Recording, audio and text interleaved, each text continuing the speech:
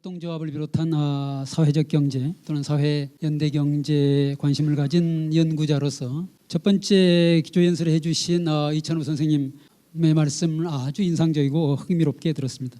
평소에 저도 북한의 협동조합 운동사가 어떻게 되었는가에 대해서 관심을 가지고 있었지만 잘 알 수 없었고, 대신 모스크바에서 과거 소련과 러시아의 협동조합이 어떻게 전개되었는가 하는 걸 공부를 한 경험이 있고, 그 이후에 벨라루시, 동독, 쿠바 등 북한의 접근이 어려운 대신 다른 사회주의 체제 국가들의 협동조합에 관한 역사와 사례들을 공부해온 저로서는 놀라운 데자비 현상을 목격하는 듯한 느낌이 듭니다.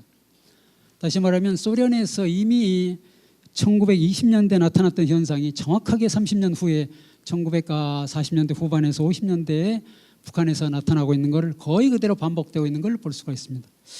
이런 현상은 꼭 북한뿐만이 아니고 중국이라든가 쿠바, 다른 동유럽에서도 거의 비슷하게 나타납니다. 다시 말하면 소련이라고 하나의 모델이 개별 사회주의 국가별로 약간의 그 지역의 특성과 어떤 정치 경제적 조건을 반영해서 변형된 형태로 반복되고 있는 그런 모습을 볼 수 있고, 그런 점에서 제가 지금부터 잠깐 말씀드리려고 하는 기존의 국가사회주의 체제들, 이미 자본주의 시장 경제로 전환되었거나 아직도 그런 체제를 유지하고 있는 나라들의 경험이 북한의 향후의 발전 또는 전개 과정을 예측하거나 또는 일정한 조언을 우리가 줄 수가 있다면 상당한 시사점을 제공할 수 있으리라고 생각이 됩니다.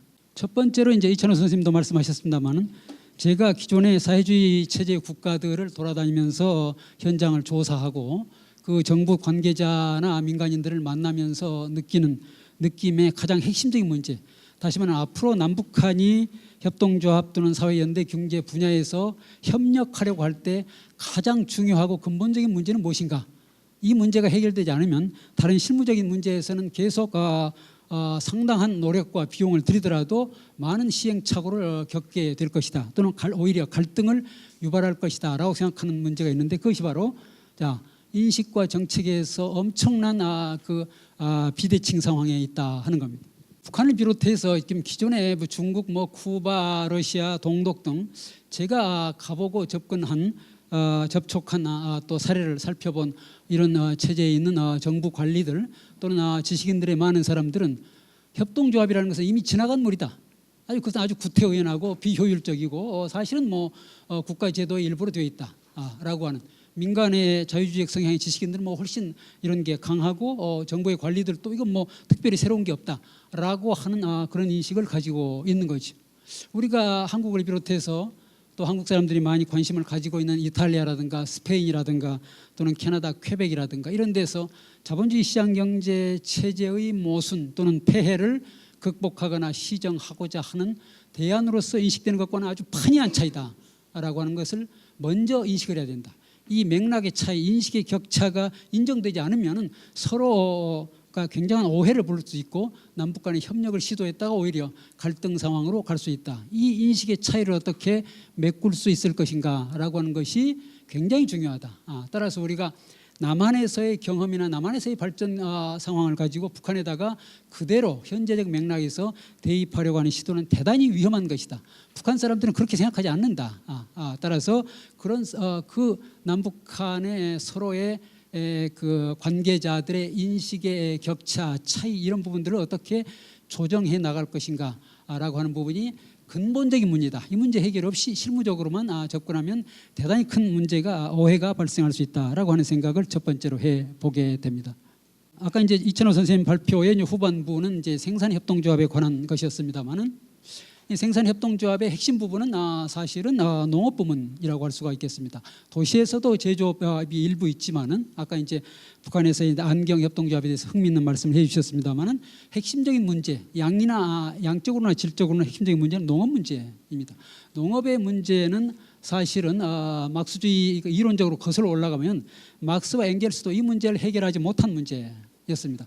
굉장히 거북한 문제로, 사회 문제로서는 아주 거북하고, 농민이라고 하는 것도 막스와 엥겔스에게는 아주 거북한 계급으로 남아 있습니다. 이들을 어떻게 할 것인가, 실제 양적으로는 굉장히 많은 주민의 수를 차지하는데 그러나 그들은 이제 낡은 체제, 구체적 잔재로 여겨졌기 때문에 그들을 어떻게 처리할 것인가 하는 문제를 끝까지 막스와 엥겔스가 고민했지만 그러나 이후에 레닌을 비롯한 이후에 국가사회주의자들에게 만족할 만한 해답을 제시하지는 못하고 그들은 세상을 떠나게 됐습니다.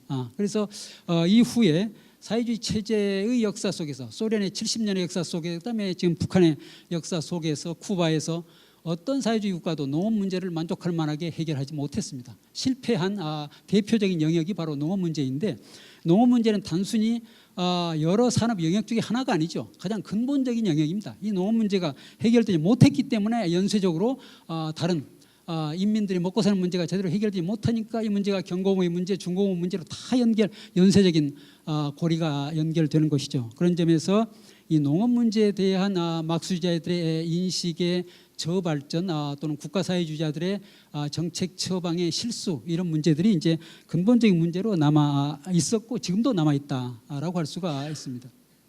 그래서 이제 제 생각에는 이 기존의 자본주의 시장경제 체제가 가지고 있는 이런 우리가 익히 알고 있는 이런 모순과 폐해라고 하는 것과 기존의 국가사회주의자들이 저질렀던 이론적, 정책적 오류라고 하는 것을 넘어설 수 있는 양쪽 편향을 넘어설 수 있는 어떤 대안들을 만들어야 되는데 저는 이제 이론적으로 보면은 그 중요한 대안 중에 하나가 유일한 대안이라고 할 수는 없겠습니다만 대안 중에 하나가 이제 20세기 초반에 세계적인 농업경제학자로 이름을 날렸던 알렉산드르 차야노프라고 하는 사람이 있습니다. 농업경제학자였는데 이 양반이 이제 농업과 협동조합에 대한 대안적인 인식을 이미 제출했었고 이것들은 많은 유럽과 이제 일본에까지 이 사람의 저작이 번역되어서 상당한 주목을 끌고 했습니다.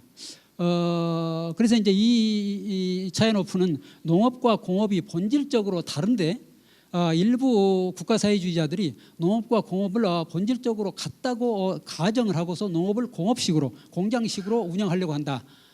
당시에 이제 진행되고 있었던 초기에 집단농장을 보면서 국가가 주도해가지고 집단농장을 만들고 운영하려고 하는 이런 사례를 보면서 볼셰비키들에게 경고를 하면서 그게 적절하지 않은 방법이다. 그러면 농업을 망치는 길이다라고 주장을 하면서 농업은 농업 자체의 고유한 특징이 있으니까 거기에 맞게 농업을 운영을 해야 된다라고 주장을 하고 또 하나는 소농들이 기본적으로 탄력성이 있고 회복 탄력성이 있고 굉장히 건전한 경제를 운영할 수 있는 주체이기 때문에 소농들이 협동조합을 결성하는 방식으로 협동농장을 결성하고 또 그 협동농장들이 또 하나 2차 협동조합을 결성해서 당신들이 하고자 하는 바와 같은 대규모 영농, 집단농장과 같은 그런 효과를 충분히 거둘 수 있다.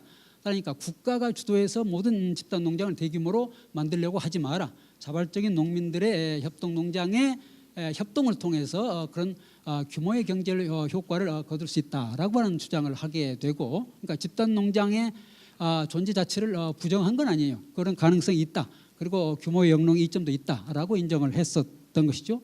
그다음에 이 양반의 탁월한 점 중에 하나는 지금 21세기에 우리가 주목을 하고 있는 것인데 협동조합이라는 것이 단순히 생산이나 유통이나 서비스의 교환을 위한 그런 경제적 기업만 아니다. 이것은 대중적인 사회운동이어야 된다라고 하는 점을 일찍이 20세기 초에 주장을 했다고 하는 사실입니다.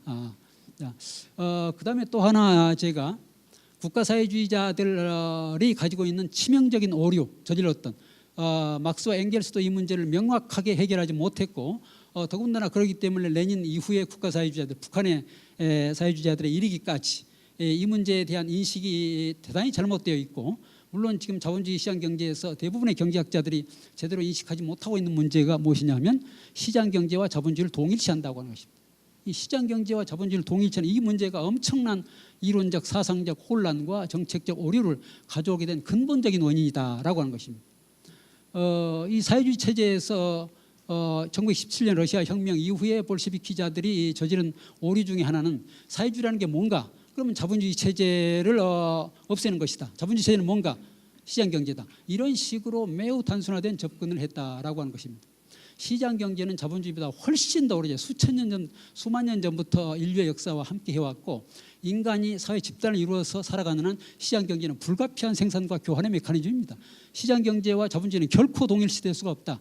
시장 경제는 사회주의든 자본주의든 봉건제든 왕정이든 어디든 시장 경제 메커니즘은 존재할 수 있고 융합될 수 있다라고 하는 이 인식이 있어야 되는데 그것을 알지 못하고 시장 경제와 자본주의를 동일시해버려서 시장 경제 자체를 폐지하려고 했었기 때문에 수많은 부작용, 암시장의 번성 또는 상품 부족 경제의 만성화 이런 문제들, 그다음에 암시장이 번성하니까 거기에 마피아가 기생하고 또 관료들과 결탁하니까 부정부패가 나타나고 이런 악순환의 고리가 만들어졌다. 그래서 이론적 사상적으로 시장 경제와 자본주의를 동일시하는 이 오류부터 근본적으로 극복하지 않으면 안 된다. 시장 경제를 허용한다는 것이 곧 자본주의의 대대적인 부활을 뜻하는 것이 아니다.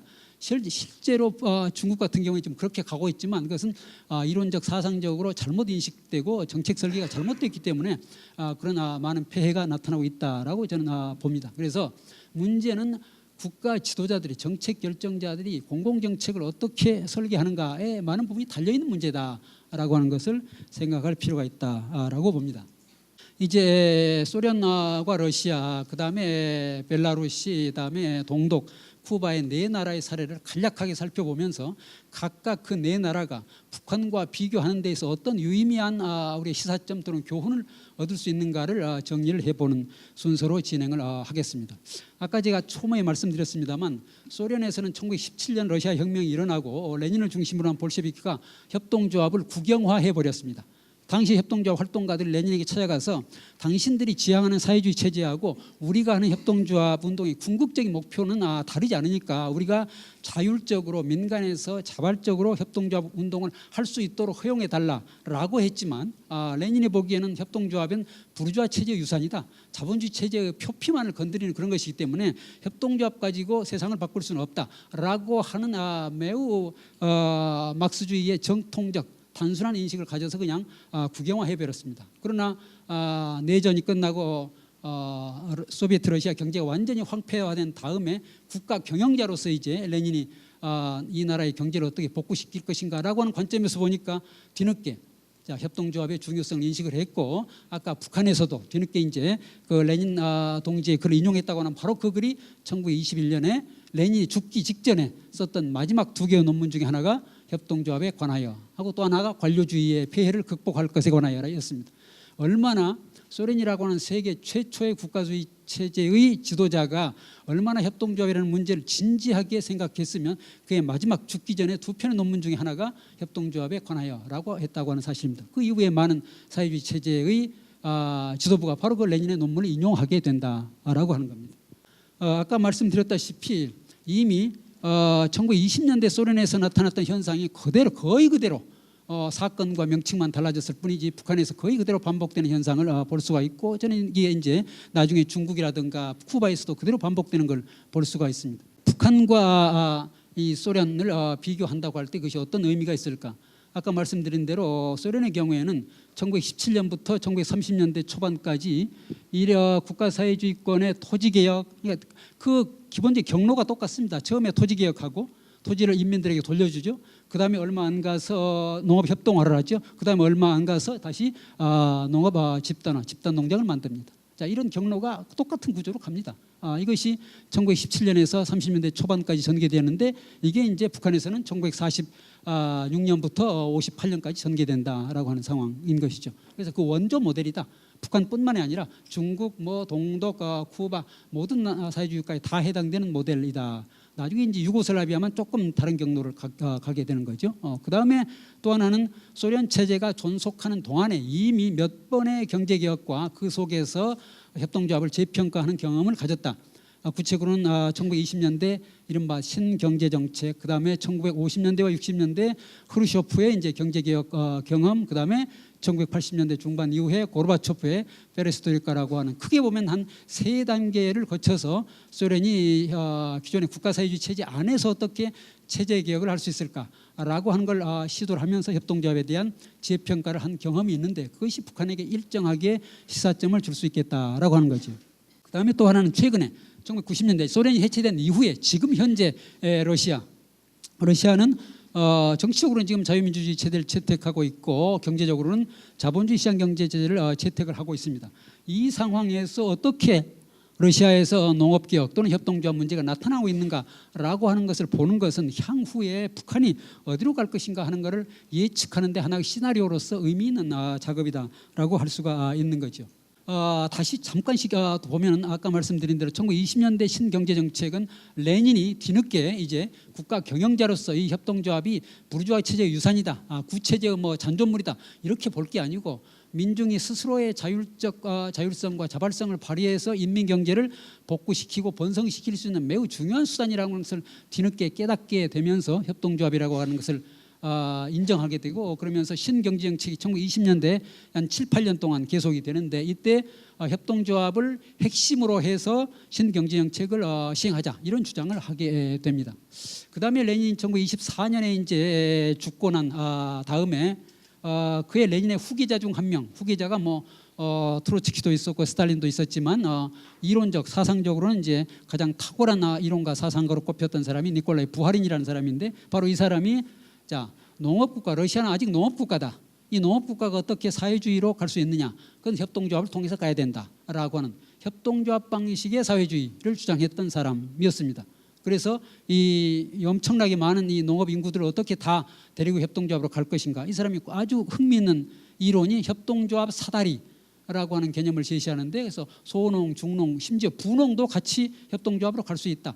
어떤 농민도 빼놓지 말다. 다 같이 소농과 빈농과 소농만 가는 것이 아니라 중농과 분홍도, 예컨대 분홍 같은 경우는 신용조합을 통해서 얼마든지 우리가 협동조합 체계 속으로 끌어들일 수 있다라고 주장을 했습니다만은 안타깝게도 스탈린과의 정치투쟁에서 패배하고 밀려나면서 부하린의 대안은 결국 잊혀졌습니다. 마치 아까 박헌영을 비롯한 남노당 일파가 북한에서 정치 권력 투쟁이 밀려나면서 소비적 위락의 시대가 마감된 것과 매우 유사한 상황을 보여주고 있는 거죠. 그래서 1920년대 후반에서 30년대 스탈린이 이제 권력을 쥐고서 강제적인 위로부터의 농업 집단화 운동을 벌이게 되면서 사실상 명칭으로서 형식으로서 협동조합은 존재하지만 본질로서 민중의 자발적 조직으로서의 협동조합은 이제 본질이 종말을 고하는 이런 시대가 된다 하는 거죠. 1990년대, 80년대에 이제 중반에 고르바초프라는 사람이 나타나가지고 페레스트로이카, 개혁, 개방이라는 것을 시도를 하면서 다시 협동조합을 부활시키는 시도를 합니다. 그래서 1988년에 협동조합법이 시행이 됩니다.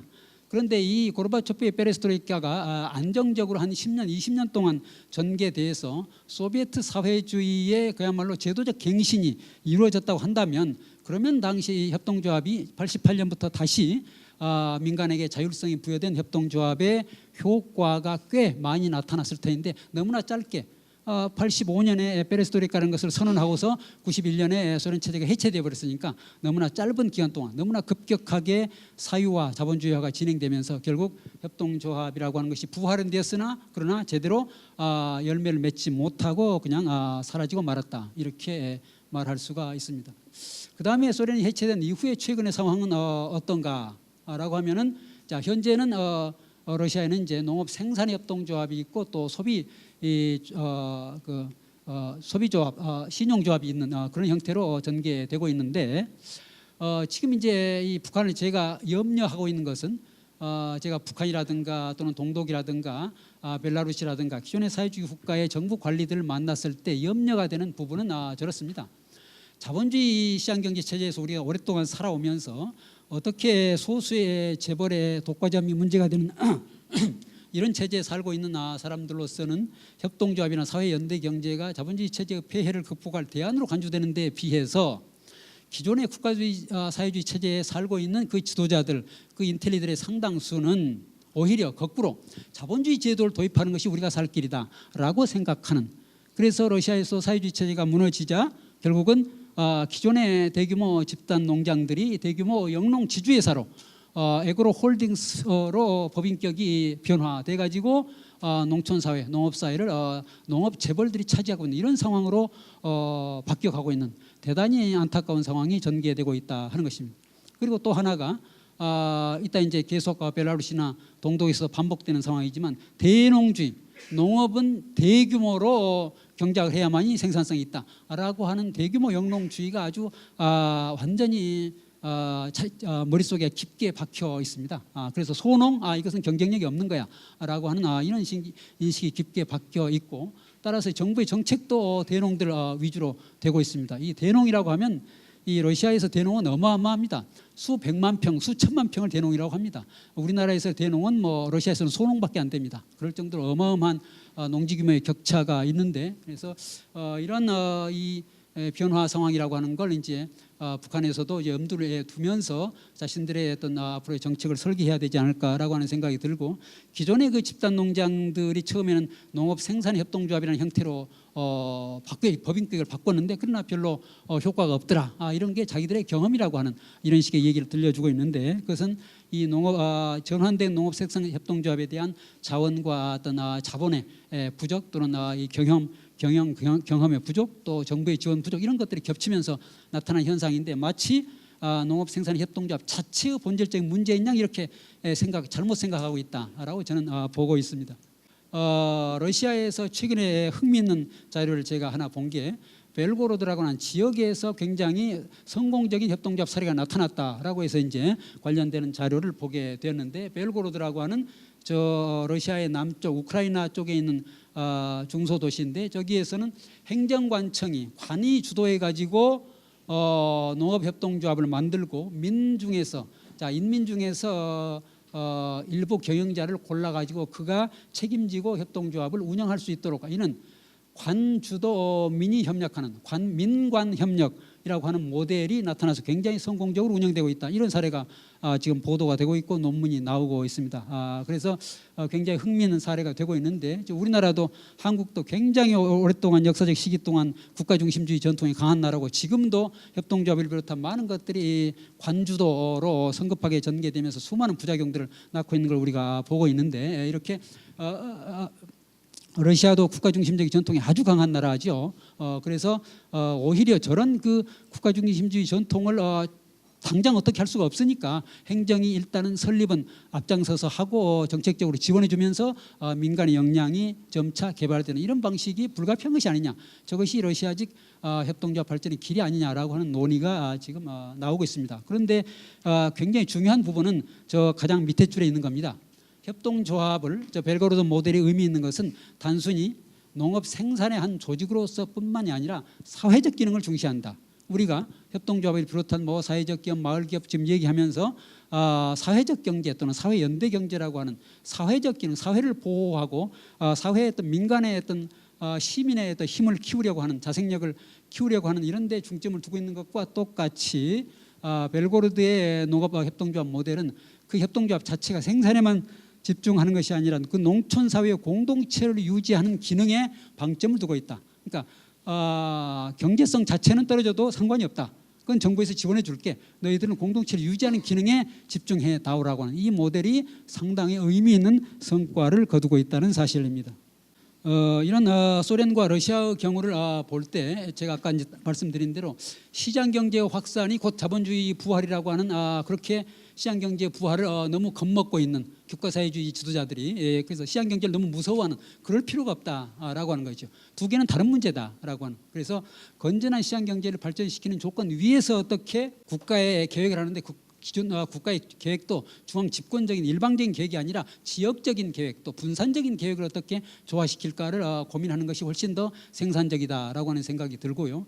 그 다음에 이 러시아의 사례를 볼 때 북한에서도 이제 그럴 가능성이 상당히 있는데, 또 남한에서 워낙 이 부동산 재벌들이 많기 때문에 토지나 농촌의 공간이 앞으로 북한의 경제개혁 과정에서 매우 합법적인 방식으로 대자본가들이 들어가 가지고 완전히 투기판이 되지 않도록 하는 그런 법적인 제도적 장치가 굉장히 중요하다. 그래서 관료층과 자본의 구조적 결탁이 일부 일탈한 공무원들의 부정부패가 아니라 매우 합법적인 방식으로 전개될 가능성이 있다라고 하는 것이죠. 그런 부분에 대해서 매우 신중한 검토와 정책 설계가 필요하다라고 하는 것이고요. 그다음에 벨라루시는 이제 과거 소련의 15개 공화국 중에 하나인데, 지금 우크라이나 위에 있는, 러시아 바로 옆에 있는 동유럽에 더 가까운 그런 나라입니다. 그런데 러시아하고는 다른 길을 걸었어요. 우선 북한과 비교를 할 때 의미 있는 수치들은 과거 소련의 일부였고, 지금도 러시아와 국가 연합 상태를 이루고 있고 매우 긴밀한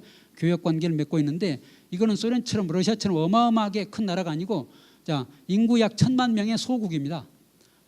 지금 벨라루시라고 하는 영토는 한반도 영토보다 조금 더 적을 정도이니까 한반도와 비교하는데 양적으로는 상당히 흥미있는 비교가 가능한 부분이고 이 나라는 기존의 과거의 사회주의 체제 국가들처럼 빈부격차가 심하지 않습니다. 굉장히 안정적으로 사회경제적으로 안정된 상태의 나라고 범죄가 거의 없는 세계에서 가장 범죄가 없는 나라에 속하는 그런 나라입니다. 그리고 아주 아름다운 자연 환경과 높은 교육 수준 또 특히 소프트웨어 분야에서 아주 놀라운 높은 인적 자원을 가지고 있는 점에서 북한과의 어떤 비교가 가능한 이런 부분이 있습니다. 그럼 왜 어떻게 해서 벨라루시라고 하는 나라, 한국 사람들 거의 모르는 이 나라가 이렇게 존재할 수 있을까? 대규모 사유화를 하지 않았습니다. 소련이 해체되고 난 다음에 동유럽이 동유럽 사회주의 체제가 해체되고 난 다음에 벨라루시를 제외한 나머지 모든 나라에서는 대규모 국가재산, 국유재산의 사유화 조치가 이루어졌습니다. 그러면서 자본주의 시장경제 체제가 아주 물밀듯이 들어가서 이걸 이제 충격요법이라고 해가지고 자 급한 물살이 급할 때는 천천히 건너갈 수 없다, 빨리 건너가야 된다라고 하는 이런 그 미국식 그런 경제학자들의 어떤 충고에 따라서 그렇게 충격요법에 따른 급격한 사유화와 자본주의 시장경제를 추진하면서 엄청난 사회적인 혼란과 범죄와 부정부패와 또는 경제적인 추락과 하는 문제를 겪었는데 이런 사례를 벨라루시가 바로 옆에 있는 자기의 형제 국가이자 자기의 형님 국가라고 할 수 있는 러시아를 보면서 우리는 저래서는 안 되겠다라고 판단을 하고 대규모 사유화 조치를 하지 않았습니다. 그래서 지금도 대부분의 재산이 국유재산으로 남아 있고 그걸 이제 임대해주는 방식으로 가고 있습니다. 그래서 또 한편으로는 이제 사회적으로는 소련 시기에 국가사회주의 체제의 장점이었던 사회보장제도의 근간을 그대로 유지하면서 그걸 좀 수정 변형하는 방법으로 가고 있고 그렇다고 해서 외부에 대해서 문을 닫고 있는 과거 사회주의 체제처럼 그런 게 아니고 외부에도 문을 열고 미국과도 협력하고 유럽연합과도 협력하고 중국과도 협력을 하는데 그러나 외국 자본이 아주 통제하지 않은 상태로 무한정 들어오는 것을 막는 국가의 규제, 국가의 어떤 조절 장치를 통해서 외부 자본을 받아들이는 점진적인 변화를 모색하고 있는 그러한 나라입니다. 그래서 이건 국가 지도부, 그러니까 공공정책이 어떠하느냐, 그다음에 그런 공공정책에 대한 인민들의 지지가 어떠하느냐에 달려 있는데 그 두 개가 벨라루시에서는 결합돼 가지고 저런 결과를 가져왔습니다. 농업 부문에서는 그러나 러시아하고 별 차이가 없는 걸 확인을 했습니다. 과거에 소련의 일부였기 때문에 당연히 여러 규모의 소규모, 중규모, 대규모의 집단 농장들이 존재했는데 이것들이 이제 대규모 영농기업, 대규모 집단 농장이 곧바로 대규모 영농기업으로 이렇게 주식회사 형태로 변형되는 것을 확인을 할 수 있었고 또 러시아처럼 생산협동조합식으로 바꿔봤더니 별로 잘 안 되더라라고 하는 짧은 경험을 가지고 생산협동조합에 대한 매우 부정적인 또 인식을 갖게 되었다라고 하는 것이죠. 그래서 러시아에서 대농주의가 일반화된 것처럼 똑같이 벨라루시에서도 대농주의가 일반화되어 있고 정부 정책도 그렇게 대규모 수십만 평, 수백만 평을 가진 대농기업들을 지원하는 이런 방식으로 되어 있고 소규모, 중규모의 어떤 자영농장들에 대한 이런 그 지원이 매우 취약하다는 걸 확인할 수 있었습니다. 벨라루시가 가지고 있는 저런 특징과 장점에 대한 교훈을 북한도 조금 새겼으면 좋겠다라고 하는 생각이 들고요. 제가 이번 여름에 조금 시간을 내 가지고 동독에를 다녀왔습니다. 독일에서 이제 지금 와 계십니다만은 독일 통일 전문가인 한은석 교수님의 도움을 받아 가지고 동독의 몇몇 지역을 다니면서 이제 과거의 사회주의 체제와 농업 체제가 어떻게 바뀌었는가 하는 것들을 이제 좀 공부를 하게 됐습니다. 북한과 동독이 이제 그 비교를 하는 건 충분히 여러분들이 금방 이해가 되겠죠. 앞으로의 분단된 체제가 통일되는 과정에서 동독이 서독에 이제 흡수 통합이 되는데 북한과 남한이 어떻게 될지는 모르지만 그러나 이제 남한의 영향력이 이제 큰 상태를 우리가 충분히 현실에도 볼 수 있고 앞으로도 이제 보게 될 텐데 자본주의 시장 경제로의 전환의 조건에서 어떻게 국가 사회주의 체제가 적응하고 변형됐는가 하는 사례는 동독의 사례가 굉장히 유의미할 것이다라고 봅니다. 그런데 놀랍게도 서독에 비해서 동독의 농업이 우월한 장점이 통일 이후에 드러났다고 하는 사실, 한국 사람들로서는 이해하기 힘든 현상이 나타났습니다. 동독 지역은 서독 지역에 비해서 토질이 척박하고 남한에 비해서 북한의 토질이 척박하죠. 그다음에 이제 통일 이후에 축산업이 쇠퇴하고 또 곡물 채소 농업이 오히려 소독에 비해서 경쟁력의 우위를 보이는 이런 상황이 나타나는데, 이런 걸 보면서 어떻게 앞으로 남북한 간의 서로의 산업 간, 특히 또 농업 부문에서 북한도 나름의 장점을 가질 수 있다고 하는 점을 우리가 고려할 필요가 있겠다라고 하는 생각이 듭니다. 통독 당시에 서독인들이 가지고 있었던 동독에 대한 무지와 편견, 이 부분은 정확하게 지금 남한 사람들, 이 자리에 앉아있는 우리를 포함해서 남한 사람들이 북한에 대해서 가지고 있는 무지와 편견과 질적으로 동일하다라고 봅니다. 서독 사람들은 당시 통일될 때 동독의 모든 체제, 경제 체제는 비효율적이고 비생산적이기 때문에 앞으로 몰락할 것이다, 해체된다, 서독식의 우월한 그런 체제를 도입해야 된다라고 생각을 했지만 현실에서는 그렇게 나타나지 않았다라고 하는 것입니다. 그건 대단히 이념적인 그런 정책이었고, 실제 동독 상황을 면밀하게 실태 조사를 해가지고 거기서 추출된 사실에 기반한 정책이 아니었다라고 하는 사실입니다. 따라서 앞으로 남한에서, 남한이 우월하니까, 남한이 경제력이 몇십 배니까 북한을 가르쳐야 된다라고 하는 생각은 대단히 위험할 수가 있다. 북한의 현실의 경제적인 역사적 경과와 그 실태를 정확히 조사한 이후에야 남한에서의 정책 조언이 가능하다라고 하는 생각을 해보게 됩니다. 대표적인 사례가 이제 동독 시절에 존재했던 집단 농장들이 사회주의 체제에 있으니까 서독에 들어오면서 LPG라고 하는 그런 대규모의 농업 생산 협동조합으로 거듭났다라고 하는 것입니다. 사라져버린 것이 아니라 단지 법인격만, 서독은 자본주의 시장경제체제, 사회적 시장경제체제를 갖춘 나라이니까 그 시장경제체제에 맞는 법인격만 바꾸어서 본질적으로는 동독의 농업생산 협동조합 체계가 유지되고 있다라고 하는 것입니다. 서독의 체계가 이식된 것이 아니라 서독이 오히려 동독 체계에 눌려가지고 경쟁력에서 지금 허덕이는 이런 상황이 되고, 동독이 훨씬 더 시장 경쟁력과 생산력에서 우월한 이런 상황을 보여주고 있는 매우 아이러니컬한 상황이 벌어지고 있다라고 하는 겁니다. 동독 지역에서 지금 LPG가 부활하게 된 그 의미가 무엇인가? 소농보다 대규모 영농 체제가 생산성이 있고 경쟁력이 있다라고 하는 것을 우리가 충분히 가늠해 볼 수 있는 그런 부분이고, 또 기존에는 서독은 소농 체제죠. 기본적으로 이후에 농업 정책에 이제 혜택을 받았는데, 이게 동독 지역에도 혜택을 받게 되었어요. 통일 이후에. 그러니까 동독 지역의 LPG가 부활하고 경쟁력을 갖는 데 더 도움이 되었고, 또 하나 이제 동독이 상실한 것은 뭐냐면, 서독 사람들이 동독인들이 키우는 젖소라든가 그 유제품이라든가 이런 게 질을 믿을 수가 없다, 관리 능력을 믿을 수 없다. 그래가지고 축산과 낙농업만 쇠퇴하고 나머지는 이제 오히려 동독이 더 우월한 이런 체제로 가게 되었습니다. 그래서 이제 역사적으로 보면 과거 동독 지역은 사회주의 체제 시절에만 대규모 영농 기업, 곧 집단 농장이 있었던 것이 아니라 그 이전에 이미 동독이라는 체제가 존재하기 전부터 융커라고 하는 대지주 체제가 존재했었다. 그것이 이 사회주의 체제의 집단 농장으로 다시 지금 통독 이후에 LPG라고 하는, 그래서 역사적 경과, 역사적인 경로 의존이라고 하는 것이 드러나고 있으니까 우리가 북한을 생각할 때 북한이라고 하는 지역의 토질에서부터 역사적인 특질, 사회문화적 배경을 다 고려한 위에서 해야지, 남한의 경제체제 우월성만 가지고 접근하면 대단히 단선적인 위험한 접근이 될 것이다 라고 하는 생각이 듭니다. 그러나 다른 한편으로 동독의 LPG가 겉으로는 승리했지만 사실 그 사회주의 체제에 가졌던 LPG의 그 농업 생산 체계의 장점, 농촌 공동체 유지라고 하는 사회적 기능을 거의 상실하게 되었다. 이런 점은 상당히 마이너스인 그런 점으로 볼 수가 있겠습니다. 자, 그다음에 이제 이런 자본주의 시장 경제 조건 하에서 어떻게 농업 생산 협동조합이 살아남을 수 있는가? 이거는 이제 남한의 지금 협동조합도 이미 일부 시행하고 있는 것인데, 농업의 생산 조직으로만 살아남을 수 없다. 다목적 기업으로 가야 된다. 관광이라든가 유통이라든가 또는 뭐 여러 가지 체험 프로그램이라든가 이런 식으로 다목적 협동조합으로 가야만 생산협동조합이 살아남을 수 있다고 하는 사실을 동독의 경우가 보여주고 있는데, 저희들이 이제 갔던 방문했던 이런 예나 근방의 농업협동조합, 복합적인 다목적 협동조합으로 변형되고 발전되고 있는, 매우 잘 운영되고 있는 사례입니다. 이렇게 호텔업을 하고 있고 레스토랑을 하고 있고 이런 다목적 기업으로 운영되고 있는 사례를 볼 수 있고, 심지어는 말 두고 승마 체험장까지 운영을 하고 있는 사례를 볼 수가 있습니다. 자, 그래서 기존의 구체제가, 북한 체제가 가지고 있는 나름대로의 장점이라든가 역사적인 경로 의존을 보고서 우리가 정책 조언을 하고 같이 협의를 할 필요가 있다. 남한만이 우월한 것이 아니다라고 하는 것을 다시 한번 제가 제3 강조할 필요가 있다라고 하는 생각이 들고요. 마지막으로 이제 쿠바 사례만 보면은 북한과 쿠바가 또 매우 유사한 점이 미국에 의해서 수십 년 동안 봉쇄를 당해온 작은 소국입니다. 지금 뭐 1960년대 초반부터 지금까지 쿠바는 봉쇄를 당하고 있고 북한도 지금 그렇게 되어 왔고요.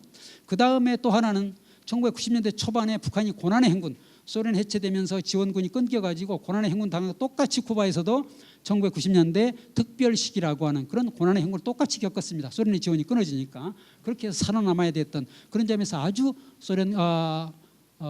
북한과 쿠바는 유사한 점이 있다라고 하는 것이고 지금 또 진행되고 있는 상황도 좀 유사한 것입니다.